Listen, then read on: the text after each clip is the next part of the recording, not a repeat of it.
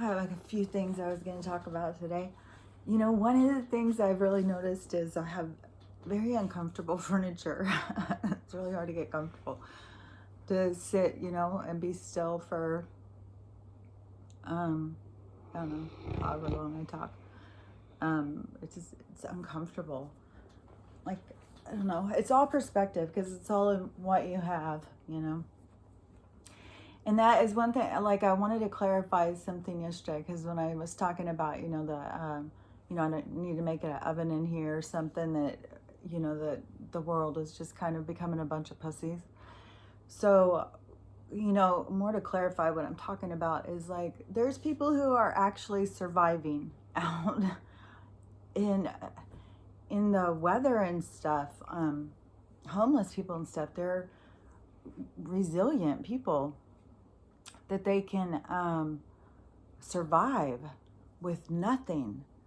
It is, that's a lot of what a lot of people couldn't do at all.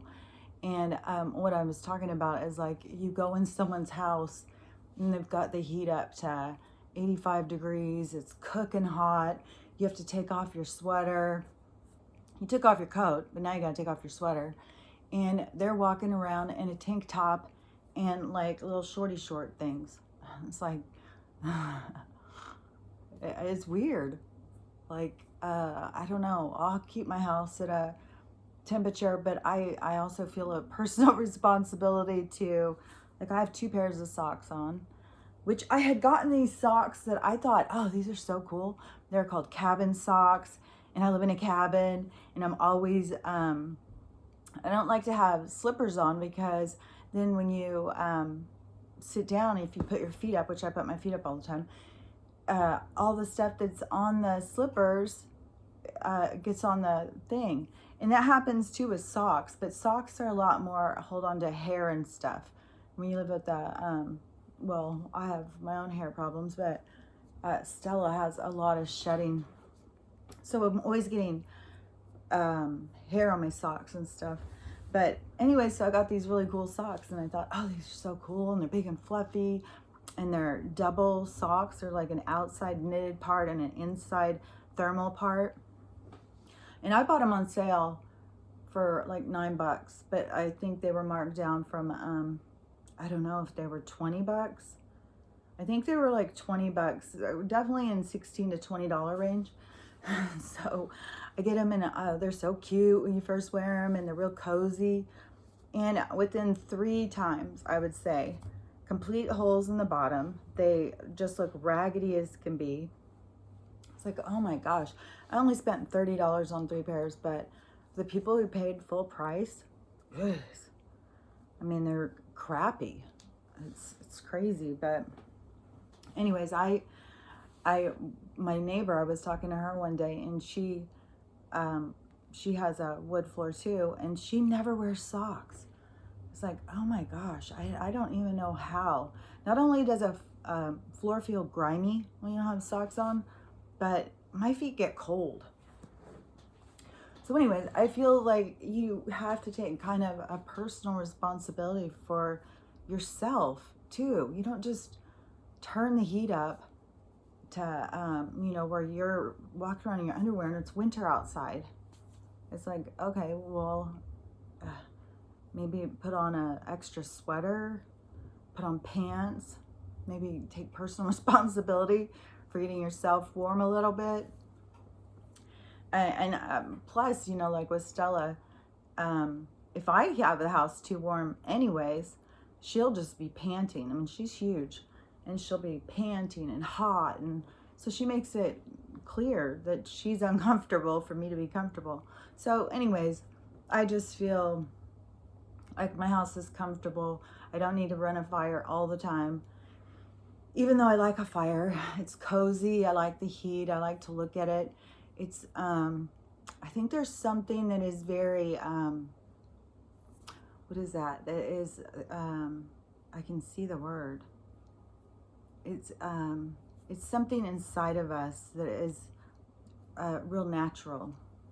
And fire is, a part of it. Like people sitting around a fire and gathering around a fire and storytelling around a fire. Like fire has, kept us warm. It's given us light.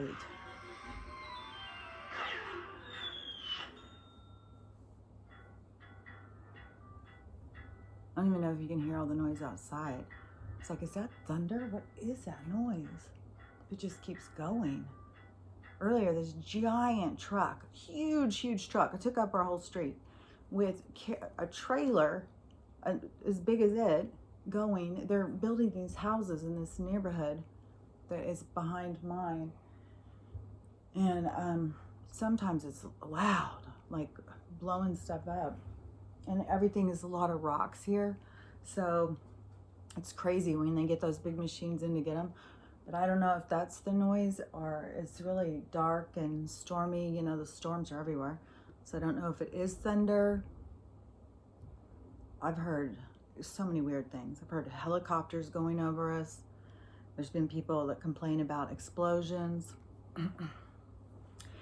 I don't know why the power suddenly, it wasn't all the power, just as the internet. It will just go out. But my phone is still recording. It just, stuff just goes off and then comes back on. It's weird. But anyways, I think that people need to just take more personal responsibility. And that kind of is also in the way of, like, we shouldn't need everybody to say just the right thing to us and always be baby stepping around our emotions and stuff. You know, we've got to also build a thicker skin. Don't be such a little pussy bitch, really. You know, man up. Put on your big girl panties sometimes. Sometimes you got to hear the truth. And I don't know. There's just so much right now about the, you got to say this right. You got to do this right. You can't look this way. You can't do that. It's like, oh my God. When I was growing up, I'm positive I've said this before, but like when I was growing up, that's what your nickname was. If there was something, physically different with you, that's what you were called, Flat Nose Robbie. And, I was I wasn't president. I was only vice of the Itty Bitty Titty Committee. I was, that's just how it was back then. And yeah, you got your feelings hurt, but then you grew up and it was like, did it really matter? Sometimes you got to think of like, where is it coming from? Like, I am anti-bully. I do not like people who bully. But the weird thing is about the whole thing is that there is somebody who is being bullied, but then they're turning around to somebody who's weaker than them and bullying them. And that's why there is no good or bad. Like, you can't just say somebody's all good or somebody's all bad, because you are something bad to somebody in your life. You maybe don't have an awareness of it, and that can be dependent on your own awareness or their own abilities to be vulnerable and tell you. It's, it's very versatile, but that's why you have to be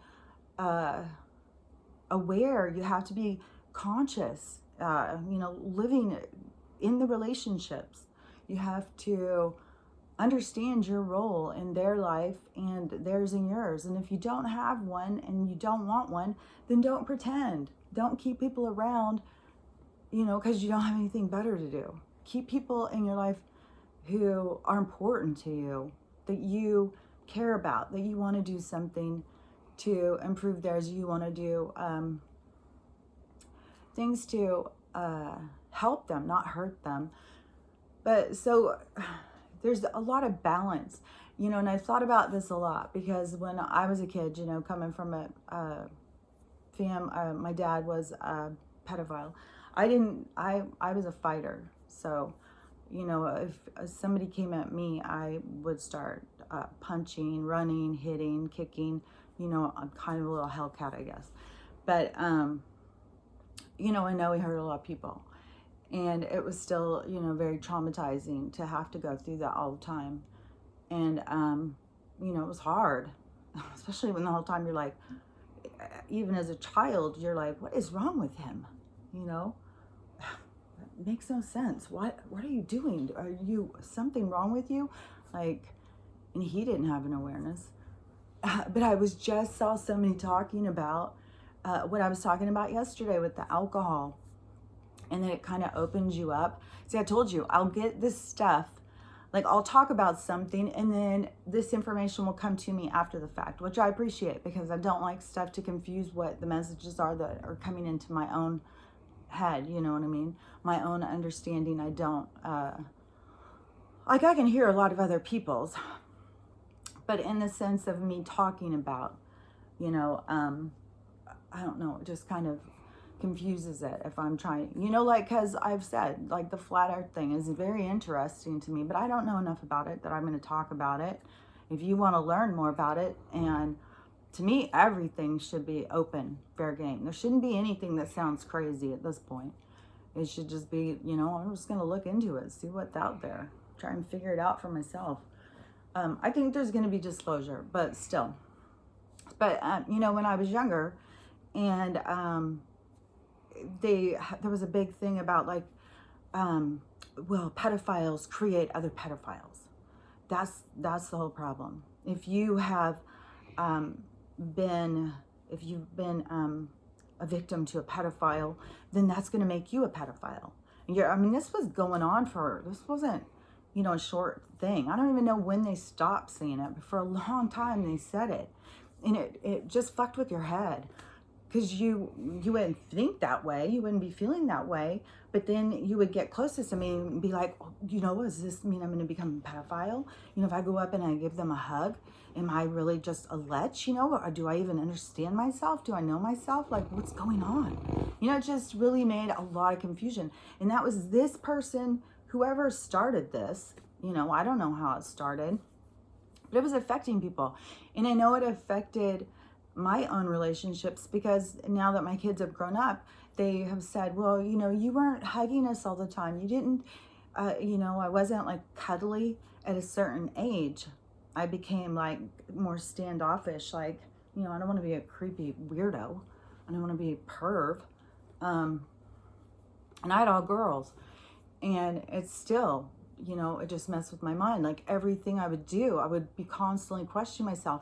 Am I a pervert? Am I doing something weird? Is this weird? Like, how would I know? How do you know what's weird? So anyways, it just was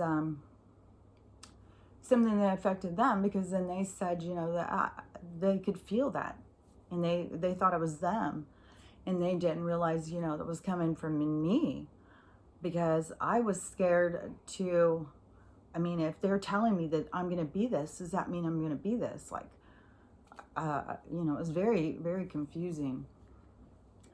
And, you know, but I got over that on my own. But still, those messages are out there. They're out there in everyone's life in all different ways, where we're getting these ideas of who or what we are. And it's based on not who or what we are. So that's why a lot of it is breaking down paradigms. And that's how you are going to do this discovering of who you are. I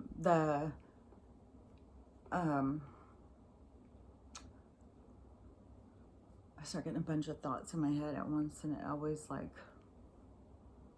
okay, so. But anyways, going back to the bullying then, just, you know, I got to backpedal a little bit. So the bullying, you know, which I'm against people who want to dominate and hurt others to make themselves feel better, whatever their purpose is. It's like you need to go and figure out what it is in you. If you need to overtake somebody and be mean to somebody so you feel better, because most people, if we're mean to somebody, we're going to end up feeling bad about it.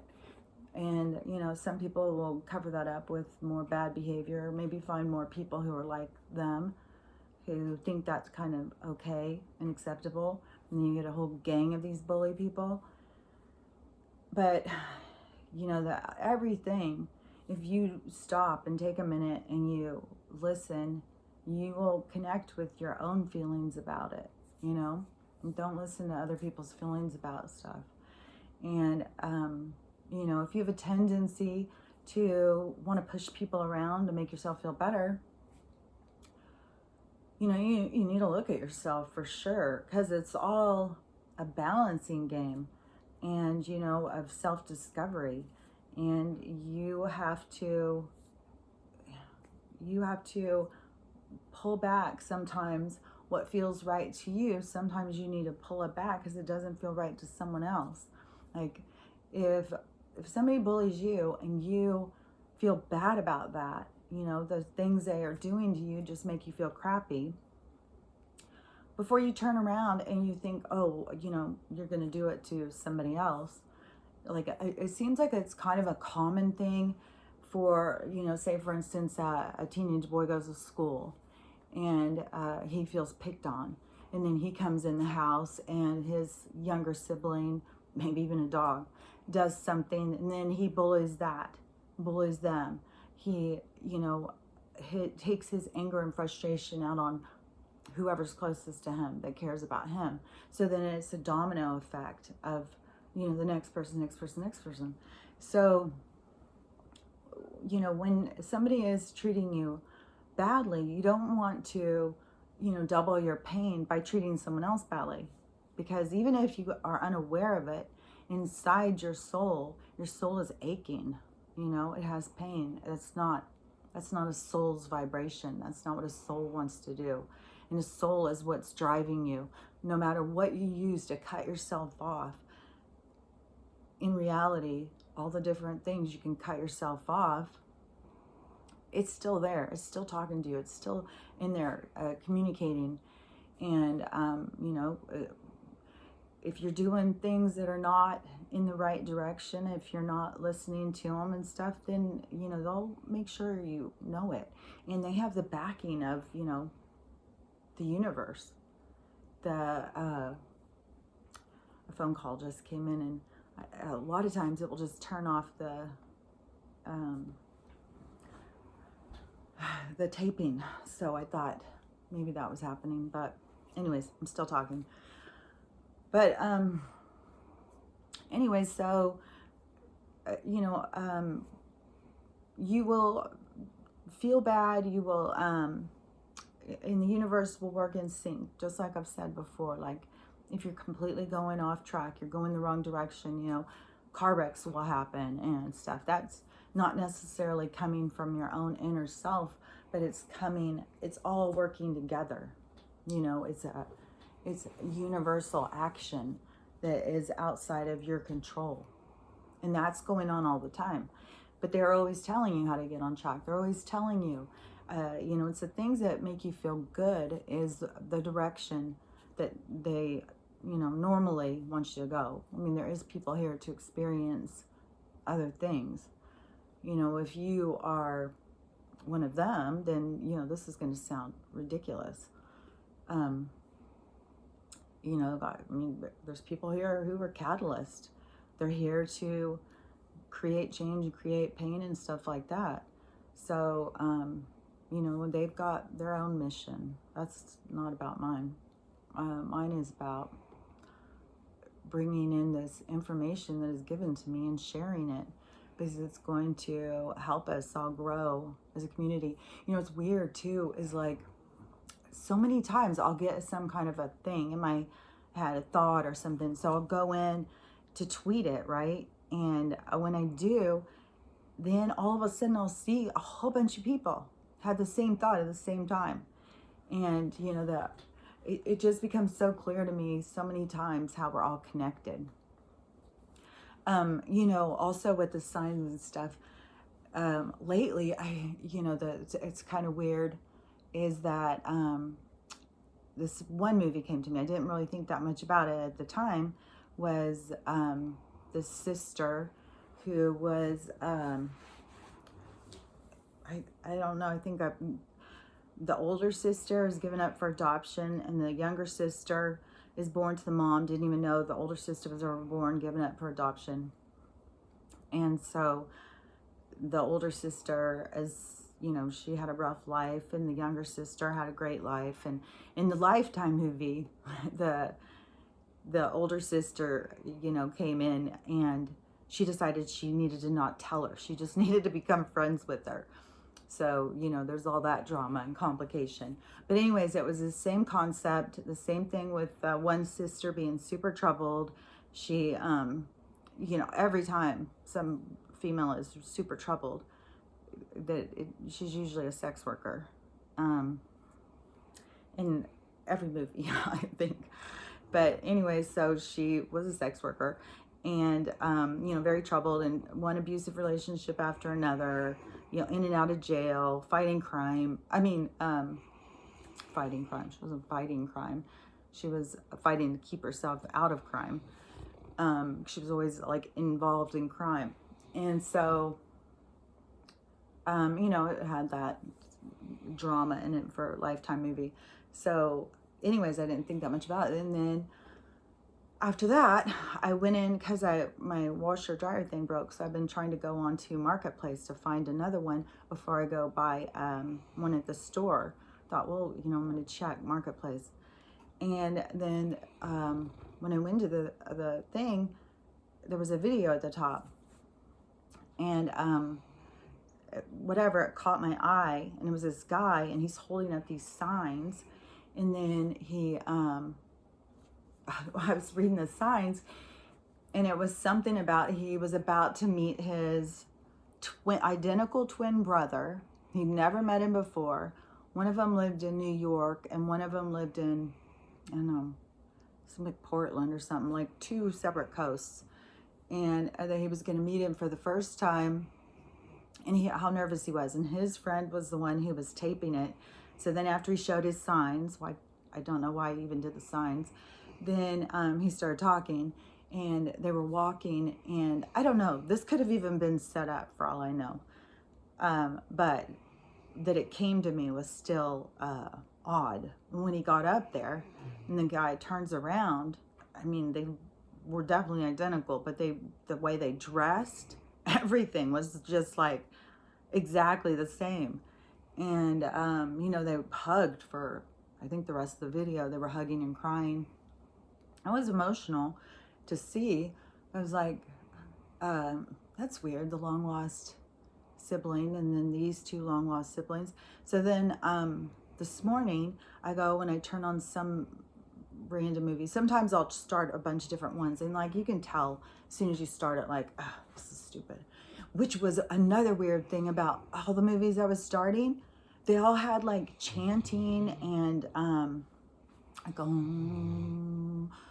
you know, I don't even know what you call that, if it's called chanting, but the music and everything, they all kept starting like that. It was like weird, because there is something to the vibration of sound and stuff, like all that. There's not just that one, there's a whole bunch, but you can do even different words, and you just, the value, you draw it out like that and just sink into it, and you feel it. It does something to you. There's the whole thing with the chanting, and there's certain music and stuff, and it sounds a lot of time like Middle Eastern kind of music, and it's almost like you start moving to it, like it's, I don't know, but to me it feels like really natural. But you know, then I believe also in reincarnation, and that my time periods of being born were back at a time where, you know, that was probably the dance, so the dance craze was that kind of stuff. But okay, so anyways, I thought that was weird, how all these movies I kept starting with chanting, and it was like, oh, weird. And I kept doing it with it, and doing the stuff with it, and it was kind of weird and Stella out. Like I felt like she could feel the energy. Anyway, so then once I started the movie and I started watching it, it was Jennifer Beals and this other girl, I can't remember her name. I think she's from a show that was called Girls. I think she's one of the girls in that show. But anyways, it was a sister who was given up for adoption, and then the mom went on to have another daughter. The other daughter never knew of this daughter, and that the younger daughter, whose mom died later, who apparently she seemed kind of like, you know, like that bipolar mom who they're like hard to live with because they'll be super, super fun, but then all of a sudden they'll be just like, you can't get them out of bed. They haven't cooked in a month and they're suicidal. You got to keep everything dark. Seem kind of like that, one of those kind of moms. So the one who grew up with the mom was more troubled than the one who was adopted. The one who was adopted had a fancy, rich, kind of, her whole life was very controlled. Everything had to be super perfect. She was a yoga teacher and was very calm and peaceful, and you thought about how you were acted and all this stuff, and so it was very controlled. The other one that grew up with the crazy mom, who was dead now, she was the sex worker. Nobody wanted her after her mom died, and she was raised in foster care after that, and she was the sex worker. She had the boyfriend who was beating her and pimping her out and stuff, and I'm like, that's so weird. This story just keeps repeating in my life. This is weird. These people coming back together and how important they are to each other.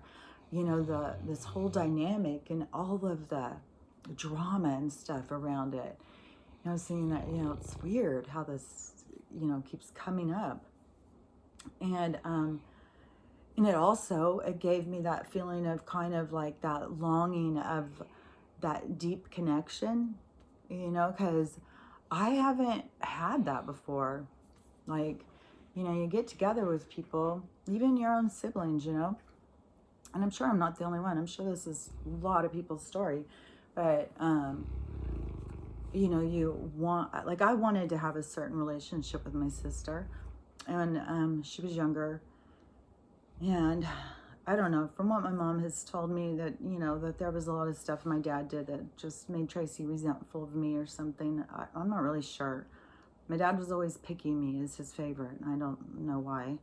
But anyways, Tracy held a lot of stuff against me, and I'm not sure if that was part of the problem in our relationship, why she has to try and, steal guys from me or whatever. We never had like that kind of sisterly bond, like, and who knows, maybe that's just not even a thing. I don't know. I have 4 girls. They're always fighting. And that's the other thing too, is like, you have kids and then you think, oh, now I'll feel that. Now I'll feel that connection, that, they're going to understand me on a deep level. They're going to really get me. No, God, it's so opposite of that. All they do is question who you are. You have to be strong in yourself to be able to keep your own identity when you've got these different people coming at you, telling you what and who you are. And all of their view is all, skewed. So you have to be really strong in yourself to get through that. I wasn't. Like, that was a hard time. People who were around me were all the time saying, like, why do you let your kids treat you that way and stuff? They were just, rude. They had dads that totally disrespected me, and that just went out into the kids too. So that was a much harder time. And but that wanting to be able to talk to somebody and them to just know what you're saying, to not feel like you say something and you just can tell by the look in their eye, and then you're trying to over explain, you're trying to get them to understand. It's like, there's just there's a connection, there's like that resonance, there's just that connection missing. And I think a lot of us crave that connection, that group of people, or friends, or lover, or whoever, that you're connected on a deeper level, that you are in for the experience together, you're a team, I think that everybody wants that. But one of the things too, when I went through a lot of bad relationships, and one thing I think that people think, that I don't think that you can just make a relationship good. I don't think that's how it works. I don't think, like, maybe counseling for some people or something in some instances, I'm not sure. But I think that there's, to me, being in the different relationships I was in, that was all, they were all to teach me something. They weren't ever where I was supposed to stay. And the thing that you're looking for can be out ahead, but when you're looking for it, you have certain, I thought of it. Yesterday I said it, because I had said obstacles, I think, but hurdles. That's what it is, hurdles. I think that's what they're called. I didn't go look it up. I didn't care that much. But anyways, so you have these hurdles or obstacles to get over. And so you can be like, I really want to have this certain kind of relationship, this certain kind of, but you have to also be that to be there, and you can desire something that you're not there yet. You're not ready for it because you don't have the awareness in your own self of your own capabilities, of what you can give. You're more in a taking place than a giving place. And that's on an energetic level. I'm not talking about like, oh, if I go and I do all this stuff for you, I'm giving to you, you will love me back. That's the sick part of a relationship. That's not what you want in a relationship. And now I see, after, going through those, there's a period of time where you're just like, oh my gosh, is there just only people that are this certain way in the world? How do I keep meeting all these same people over and over and over? They come in all different shapes and sizes, but it's the same formula. And it is, those are your lessons. And each one, no matter how many you have to go through, you're learning something. So, some people, they may learn everything with one that they needed to learn, or maybe one damaged them so much they decided to play it safe. I don't need that. I'm staying away from that. But that's not going to heal that energy. You know what I mean? That's just fear-based.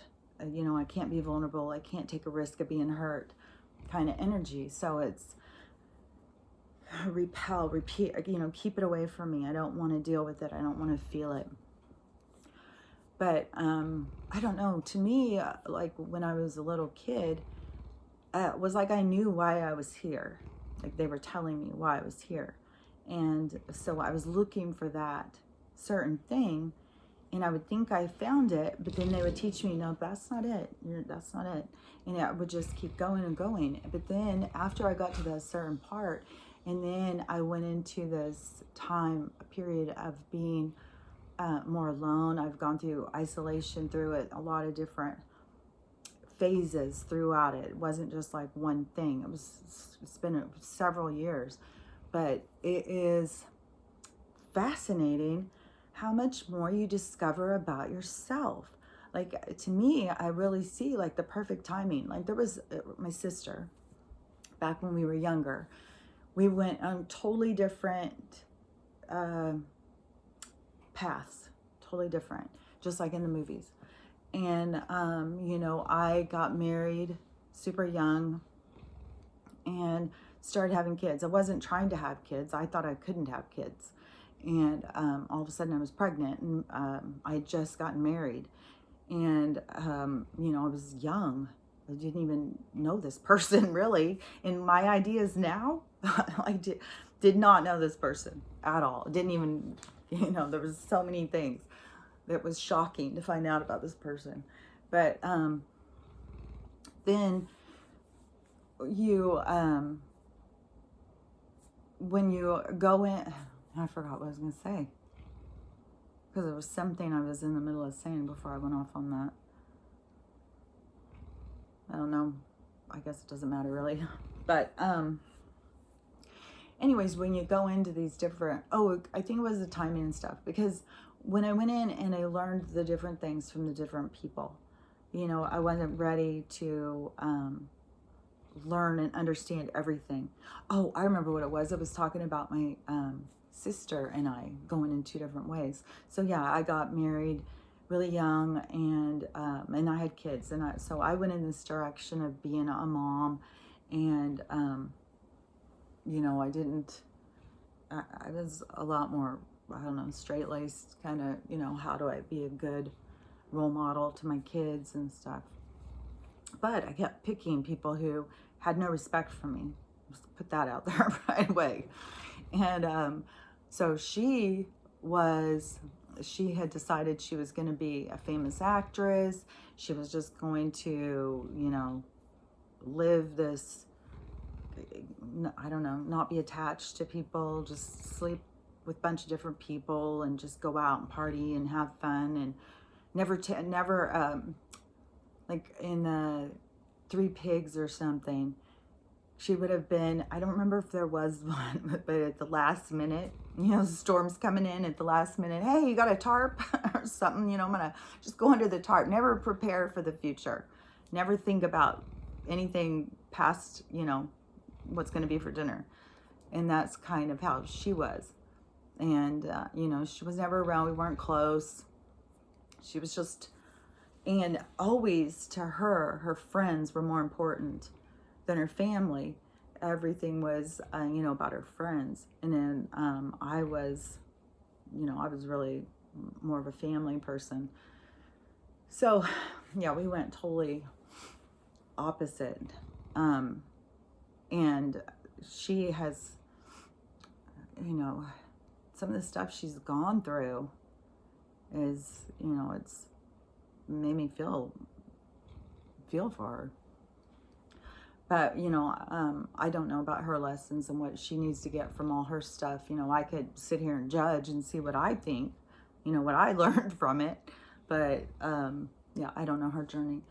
But in mine, going from these relationships and trying so hard to be this certain person. And then plus I was super type A, super uptight back then. Everything had to be so perfect. And, I still am kind of like, if there's something over there, like even the coasters, if all of a sudden they're all spread out all over the thing, it would still drive me crazy. I'd still have to go over and fix them. But definitely not anal like I used to be.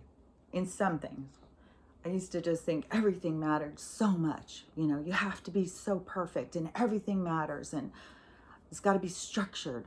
And now I'm not like that at all. Now it's just like, no, you're supposed to be just experiencing and not judging. But anytime I say not judging, I always feel like when I'm talking about good and bad, not judging and stuff like that, like you always have to cover this dark part over here. Yeah, the dark part is here, but that's not a part of, in my scale, that is out of it. Like that's not what I'm talking about. I'm not talking about, that it should be part of our experience to hurt kids or hurt animals or anything. I mean, anything that you are hurting or taking over or something like that, that's not just bad behavior to me. That's just, not even connected. That's a disconnect. That's like I don't know, somebody who's put their soul in a big black bag and hid them in a corner inside their body and don't want to hear from them. And yeah, that's just, so I'm never talking about that, but I feel like there's a lot of people who think like, oh, well, what are you saying? Oh, you should experience this, you should experience that. That's not what I'm talking about. So, that's not part of the conversation. I'm talking about other kind of experiences, like, you have something in you that's feeding your desires. And, if your desires don't hurt other people or overtake other people or any of that stuff, then they shouldn't be judged. There's so many adults just, just like somebody, well, like I wouldn't smoke a joint back then. It was like, no, God, what are you, crazy? That's against the law. Get that away from me. And now I smoke all the time. And, it's my change of attitude towards it. And that's just one example. But there's a lot of stuff, paradigm, there's a lot of rules that are written by others that we try and live by that don't feel right. They don't feel natural. They feel like something's wrong. And it's because you're trying to live up to someone else's expectation. You got to get in touch with your own self, your own expectation. And that has been this part of my journey. This part of self-discovery has been about, figuring myself out and accepting myself and looking at myself from all facets, all parts of myself, and seeing, I've hurt people, I've caused pain, and I've got to accept those parts of myself and still love myself through it. Just like if you have a kid, your kid can do stuff that's wrong, you're still going to love them. You're not going to stop loving them. But then people can't do that for themselves. Like, they'll just be so mad at themselves. They're so disappointed. And, I don't even know all the things that drive people to just completely abuse themselves. Because there's so much internal dialogue going on all the time. And people have to learn how to share it and stuff. They have to learn how to decipher between what is outside of them. I've said before, about schizophrenic people, that I think that they are really hearing things. I think that this whole thing of like medicate them, I tell them that they're crazy and stuff like that is wrong. I think that they have to learn that, the ones that are coming at them, the ones that are evil and stuff that are coming at them, they have to learn how to guard themselves from that. They have to learn how to direct and where to channel their energy from and how to protect themselves from what they don't want, and to just drug them up and stick them in a thing. These people are probably super gifted and have a lot of stuff they could teach us. And, they probably have a lot of communication that they could give us of what these other beings are saying to them. And, I think that kind of stuff is going to change. I don't know how long it's going to change, but I think that people are going to start getting a lot of more respect that haven't gotten respect before. And, a lot of people, like I've said before, how many people I've had tell me I'm crazy. And it's weird too, is because, once you have a deficit, and mine, with a brain injury, and, they say, you can't work, you can't be retrained, you have to be on disability. And, but once that you have, you have that diagnosis or whatever, and then you're saying stuff like, I find this on Nextdoor all the time, and I'll be saying something, and these people, these are grown-ass adults, grown-ups. You'd think they'd have some life experience to know not to treat people bad, and that they shouldn't stereotype. They don't know me, but they'll start calling me names, telling me I'm crazy and stuff. And I was just thinking, it's just weird because, these are the what are they, the SJWs or something, the social justice warriors, the ones that tell us, how to act, how to talk, how to, they're quick on their feet on the next door to shame everyone. No, don't do that. And, but they're sitting here calling me names, and I'm a mentally disabled person. So that is, that's pretty bad, and they don't even know that you don't even know me, and you're calling me names like that. And I think that kind of stuff is where people are going to start really having to see themselves, like this part in them that is coming out, and figure out, is that who I am? Do I need to have everybody be submissive to me? Otherwise I need to, stand up and beat on my chest all the time. Anyways, that's just, one of the things that I have thought about with those people and the bullies. That kind of stuff is on my mind a lot of times, because there is so much about the balance. there is so much, there probably isn't very many bullies that weren't bullied. Even though, I'm saying the same thing about the pedophiles and stuff, but it is on a different kind of thing, because there probably isn't very many pedophiles who have never been victims of a pedophile. That doesn't mean you're going to be one just because you've been victimized by one, but it means it's unlikely that you would start doing that to someone if no one ever did it to you. So a lot of people who bully, a lot of people who treat people bad, they just don't know how to do it different because of their own experiences. And so, we shouldn't just judge them and just say, oh, they're a bad person. They're a bully. Like with Ted all the time. He was saying stuff, and it's like, Ted, I don't care. I don't care what you think of me. See, did it again. It's weird. It's like, I don't care what you think of me. I see you as a sad, lonely, scared old man. And that's the thing, is like, these people are always like super scared. They're fearful of everything. All you got to do is say racist and, they're scared shitless. It's like, well, before somebody said it, were you scared before that? Like, were you going out into the world and you're being attacked? Like, and that's a whole thing. Like, I could talk all day probably on that subject. And, just trying to talk about it on here would just, I'm sure, just draw attention to somebody feeling like they needed to tell me, set me straight on that type of subject, because I don't have the acceptable opinions on some things.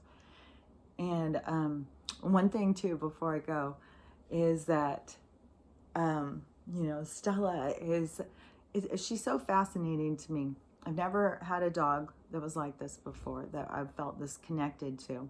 And like I've said before, I'm not sure if it was because I had small kids, I had other things going on and stuff, and just the way timing of, the dog I had right before her that I fell madly in love with, that she died at such a young age, just suddenly.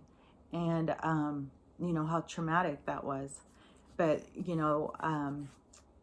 when Winston was sick, because he was sick for several years, and I was he took a lot of care. And sometimes I would just get really irritated because I kept feeling like, Stella's missing out on everything, It's like you have these two kids and one of your kids is super sick and you're having to take care of that kid all the time. Well, this other kid is missing out on a lot of things. And, I know that is her life, and she doesn't know any different. She doesn't know she's missing out. But to me, I keep thinking, oh, I'm not getting to do this with her, that with her. And Winston had a very full life. I mean, he's done so many things that other dogs probably never experienced in their whole life. And, he had a lot of fun.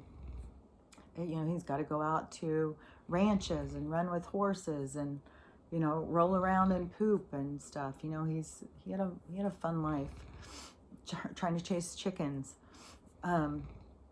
getting to go and run around out in the mountains and stuff, and play in the ocean and play in lakes and stuff. So, but anyways, I just felt like once he was sick, Stella was missing out on a lot, and she was just so tuned in. She was God, this girl just trips me out. She's so smart. Like, I can say things to her. I know she's listening to me right now because her tail just started going. Oh, now she's going to do a little stretch. Like, yeah, I know you're talking about me. But, like, I could say stuff to her, like a whole sentence. And she would sit there and she would look at me. And then it was like, okay. And then she'd process it and then she'd go do it. I'd be like, damn, she understands stuff. And, I started seeing so much more of, like, talking to her and stuff, of how much she really did understand, and the giving her a second to comprehend it, what a difference it made.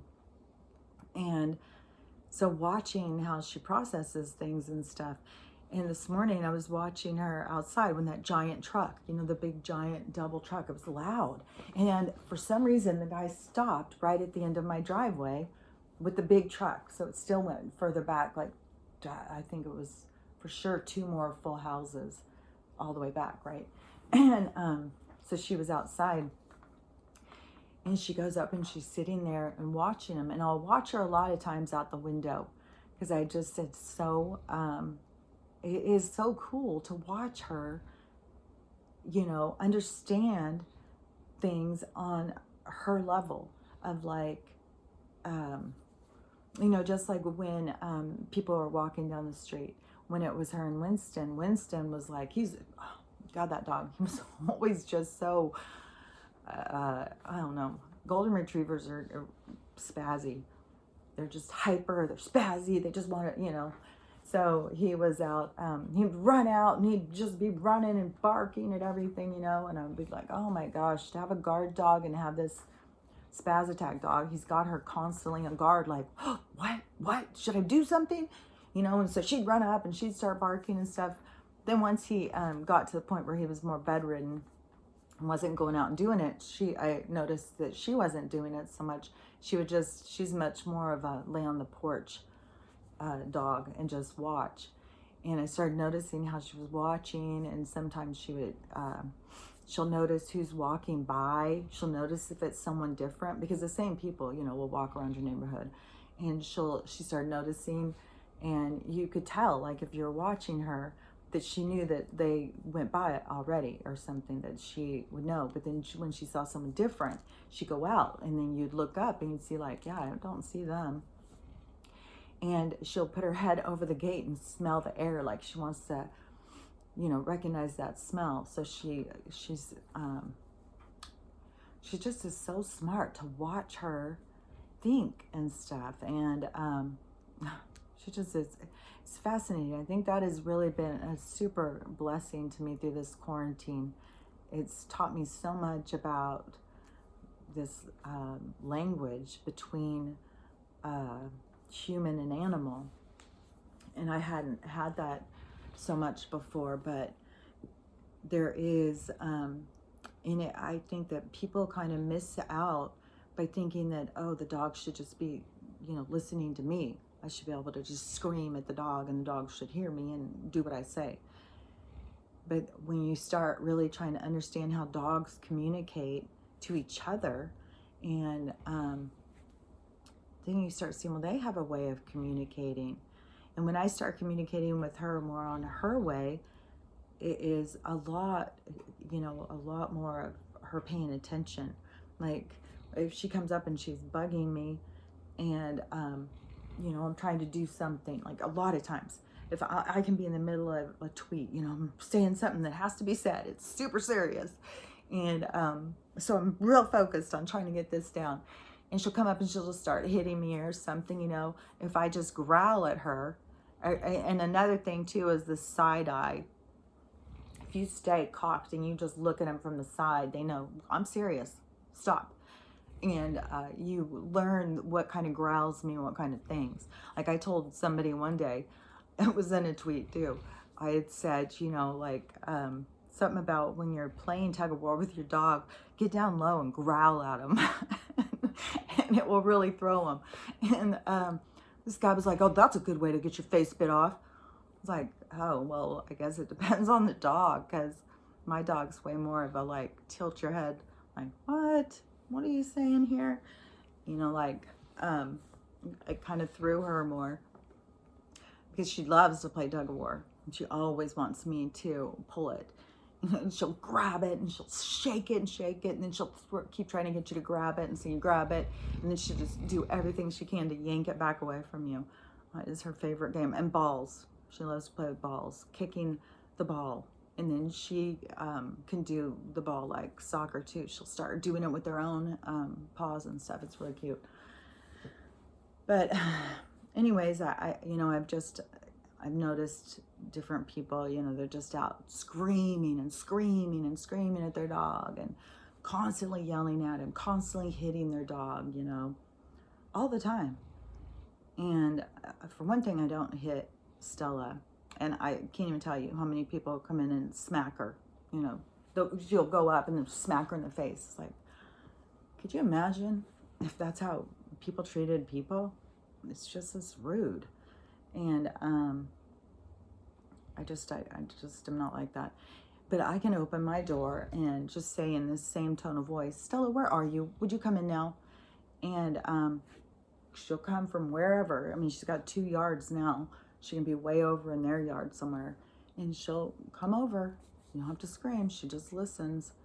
And I feel like these poor dogs are they're confused. They just don't know what these people want. They just know they're screaming, but the people don't get that that's not how dogs communicate. So you're throwing them.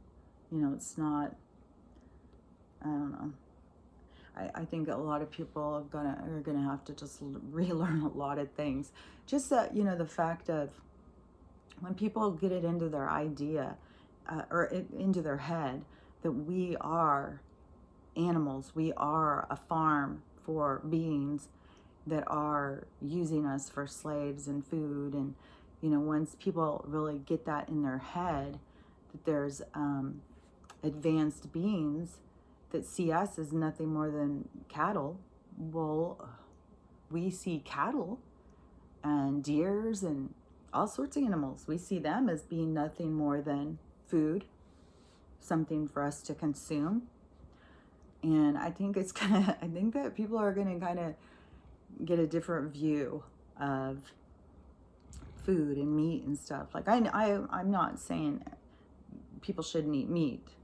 I'm saying, you know, I don't think the same idea with the heat being on. I don't think they need as much as what they believe. Like, you don't need a big old juicy steak every dinner, which I've known people who think that that's how they have to eat. They have to have a steak every night, big old juicy steak. And I don't think it's good for your body. For one thing, it's a lot to try and for your body to process. But I do think that there is something in people's DNA that some people do need to have more animal protein or something. And I've said it before. I think it's based somewhere in your ancestry, like where your DNA, like your like my siblings and stuff, we could have different needs in our own makeup, you know, of our own DNA or whatever. Like you can have the same, but you can still, like, you look different. There's different things about you. So, you know, I've got kids who are meat eaters, some that aren't meat eaters, some that, you know, eat meat all the time. You know, it's something inside of people. And I've seen them all try different things. I've seen them try. It's like you can't go against your natural state of being, your own desires. You can't go against them. But I think the difference with the food is going to be, it's not going to be these corporate farms anymore where animals are being abused. It's going to be smaller farms where animals are going to have good lives, long, happy lives, that they're going to be treated with respect and dignity up until the end of their life, that when people do eat meat, that they're going to have great gratitude for the loss of life for this being, this individual, to give up their life so that they could, you know, have food. I just think there's going to be a lot of changes, a lot of different ways people are going to look at everything.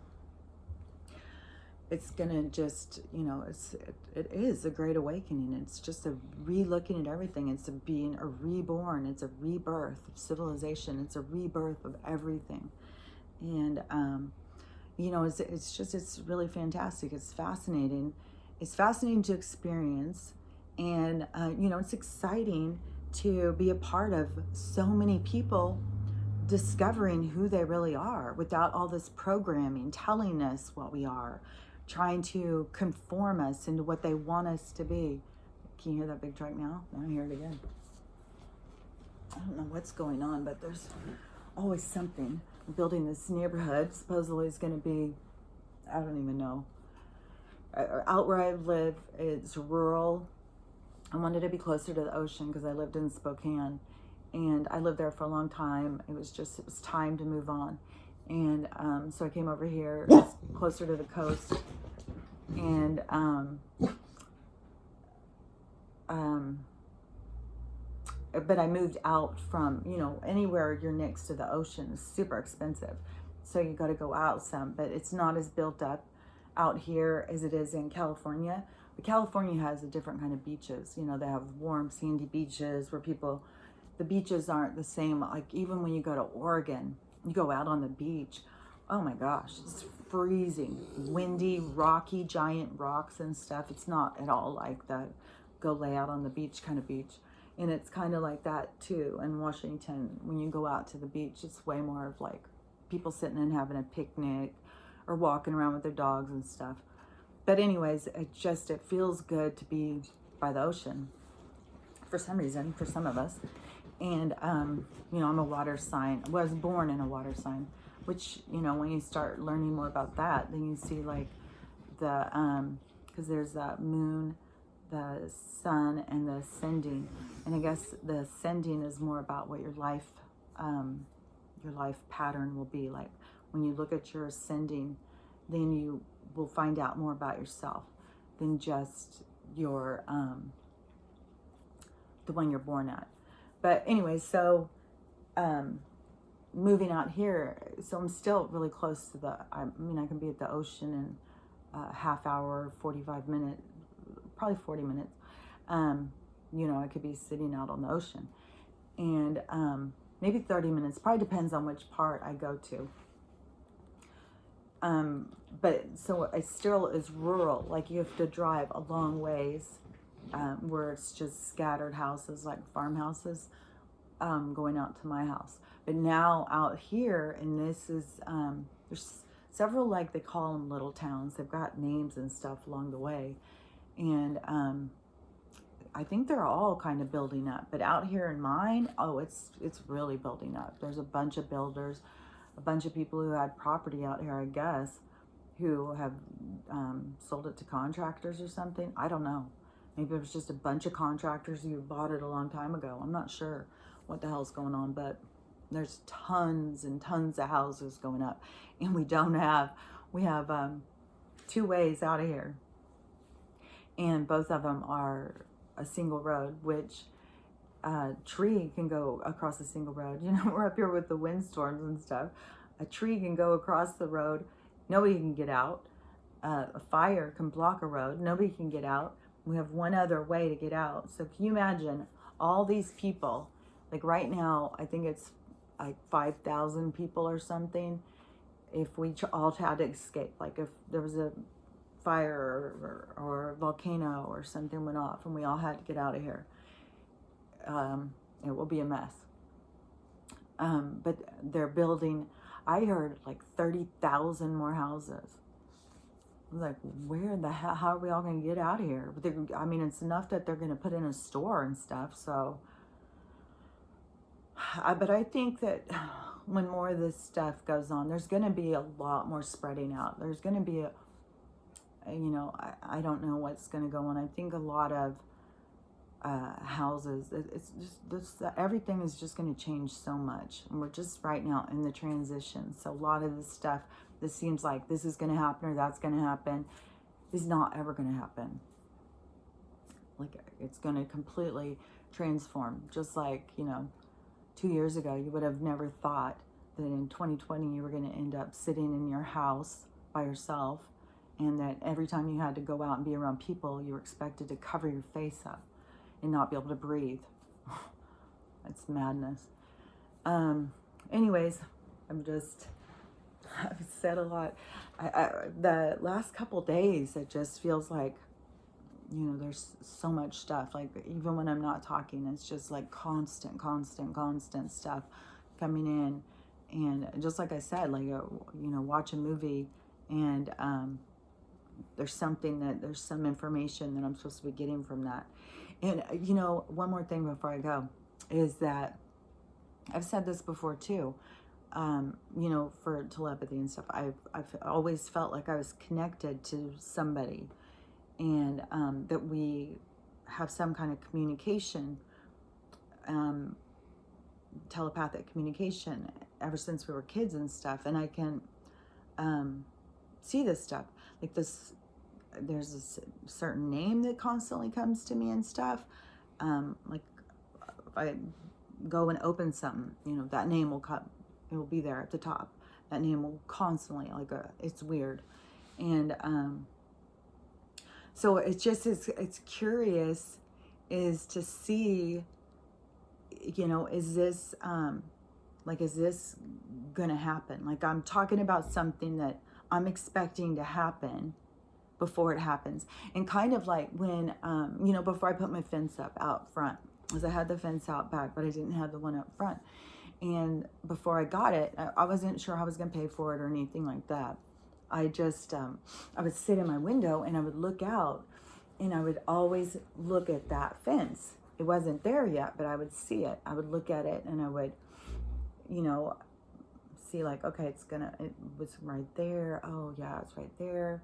And I would just constantly look out and see that fence.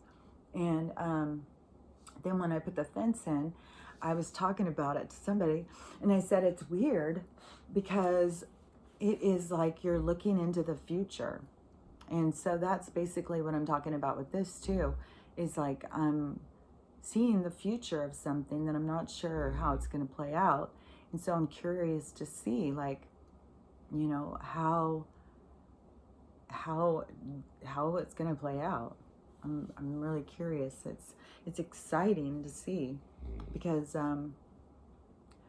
sometimes you can sense when things are changing, and they keep bringing you information and stuff.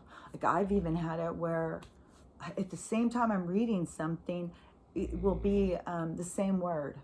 It's kind of like it's highlighted at a certain thing, and a certain thing is accentuated to me. So it can be so random too.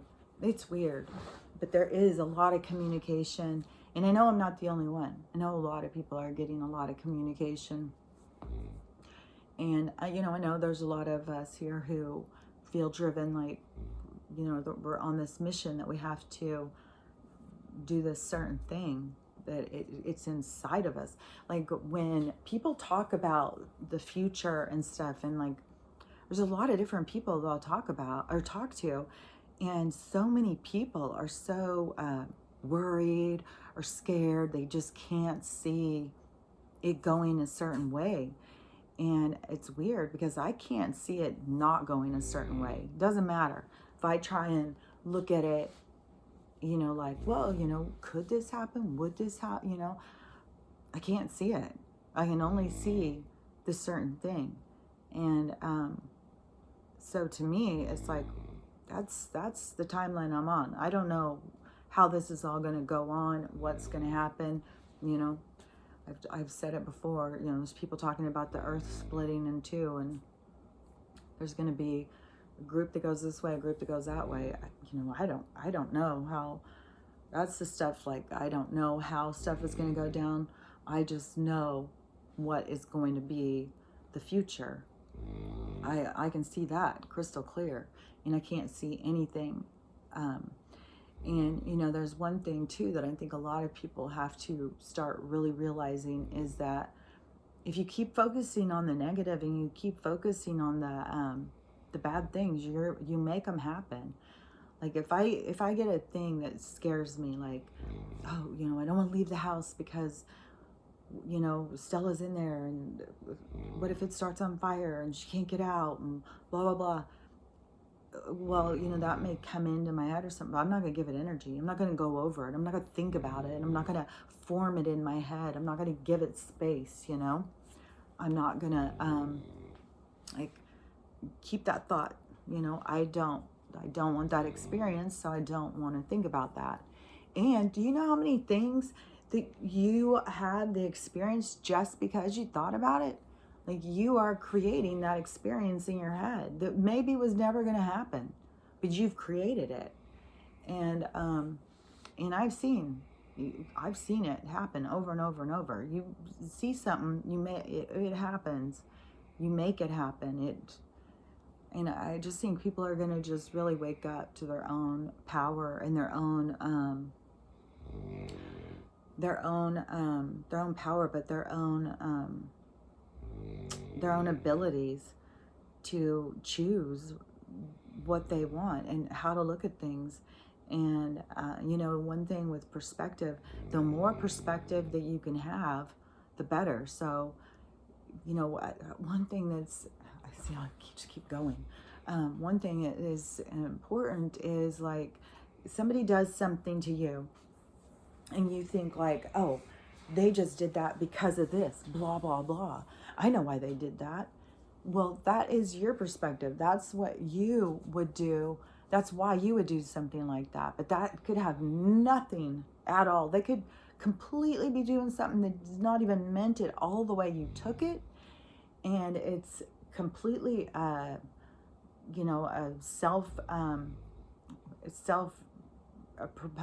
it's them feeding their own messages to themselves. And so they are doing things to get certain reactions back because that's how they think of themselves. Like there's so many variables, but we get so caught up in, assuming that we know, that we understand.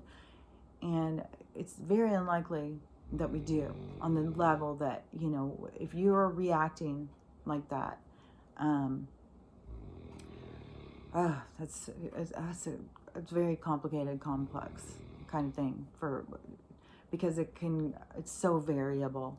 But anyways, I in this thing, I think that people are going to have to look at more perspective. Just look at it from their point of view. Look at it from someone else's point of view. Like try and see more perspective. And it's surprising, but most of the time when people have something happen, and this is based on me having conversations with people, like they call you like, oh, so-and-so just did this and this and this. And you get this a lot if you got 4 daughters. So-and-so just did this and blah, now I can't believe them. And it's all based on what they think that they're doing it for. And then when you hear the other person talking, it's not at all, they're all, and the more that we can open up ourselves, the more that we are protecting ourselves, because for some reason it seems that most people want to just focus on the thing that is going to make them feel the worst. Like, no, I know they did it because of this, and it's like, I don't think so. And but that's their trigger thing. That's what triggers them, because it's the stuff that makes them feel bad. So that's the information they're looking at from outside.